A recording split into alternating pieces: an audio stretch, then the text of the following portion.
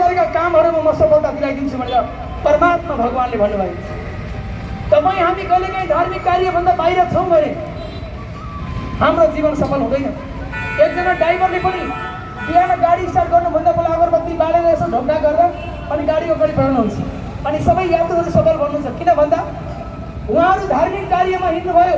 हाम्रो यो चाहिँ कल्पना राजवंशी क्यान्सर पीडित बचाउ अभियानको लागि है, विशेष गरी चाहिँ गाइजो आज यो बिर्तामोडको प्राङ्गणमा बिर्तामोडको यो हाइवेमा सदरमुकाम जाने तर्फको बाटोमा तपाईँले सघाउनु भयो भने अत्यन्तै धार्मिक काम हुनेछ। आउनु सम्पूर्ण मित्रहरू, पीडित परिवारलाई 2081बाट सुरु भएको यो कार्यक्रममा मैले 82 सम्म उद्घोष गरिरहेको छु र हजारौँ मानिसहरूले यो कार्यक्रमलाई सघाउनु भएको छ। तपाईँ पनि नछुट्नुहोस् भनेर म आग्रह गर्न चाहन्छु सम्पूर्ण सहयोगी साथीहरू। कल्पना राजवंशी क्यान्सर पीडित बचाउ अभियान 2081-82 हाम्रो कन्टिन्यू साहब अत्यन्तै व्यस्त हुनुहुन्छ, 5 रुपियाँ हालेर जानुभयो, अत्यन्तै खुसीको कुरा हुनेछ। तपाईँ हामीलाई भगवानले 115 वर्षको आयु यति सुन्दर किन बनाउनु भयो सर? तपाईँको सुन्दरतालाई देखेर म पागल भएँ, किनभने यो सुन्दरताको भित्र अझै सुन्दरता छ।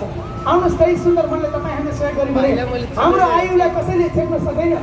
किनकि हाम्रो आमाको गर्भमा हाल्दाखेरि भगवानले 115 वर्षको आयु दिएर जा त गरिबको सेवा गर, तँलाई मैले दिन सक्ने बनाएर पठाएको छु भनेर भगवानले भन्नुभएको छ। हामी यति सुन्दर मेकअप गरेर बिहान उठेर नुहाइधुवाइ गरेर समाजको काममा हामी अगाडि बढ्छौँ, हाम्रो कार्यमा हामी अगाडि बढ्छौँ भने पक्कै पनि हामीलाई भगवानले सहायता गर्नुहुन्छ। किनकि आज हामीले यो गरिबलाई, यो पीडित परिवारको नाउँमा जुन कार्यक्रम हामी आज 23 दिनको यात्रामा चलाइरहेका छौँ र हामीले उठाएका सारा पैसाहरू हामीले इमान्दारपूर्वक बुझाइरहेका छौँ। किनकि मलाई कुनै दोष नलागोस् भनेर मैले यो पैसामा हात पनि लगाउँदिनँ। सम्पूर्ण सहयोगी मित्रहरूलाई कार्यक्रम अन्तिम चरणमा गयो र अहिलेसम्म सुनेर सहयोग गर्नुहुने र जसको कान छ उसले सुनोस् र जोसँग 2 जोडी कपडा छ एउटा उसले बाँडोस् भनेर धर्मशास्त्रमा भनिएको छ। देऊ त म तिमीलाई दिनेछु, तिमीले 1 दियो भने म तिमीलाई 4 गुणा तिम्रो भण्डारमा भरिदिन्छु भनेर भन्नुभएको छ। तपाईँ हामीले आज आफ्नो भण्डारमा निकालेर थोरै भए पनि गरिबको नाममा दिउँ भने त्योभन्दा महत्त्वपूर्ण कुरा हाम्रो जीवनमा कुनै पनि छैन। दानहरू मध्येको उत्तम दान आज तपाईँले गर्नुभयो। एकजना बुढी आमाले, विधुवी महिलाले दान गर्दै गरेको देख्नु भएछ अनि एकजना दिदी खिचेकै हाँस्नु भएछ। अरे किन हाँसेको?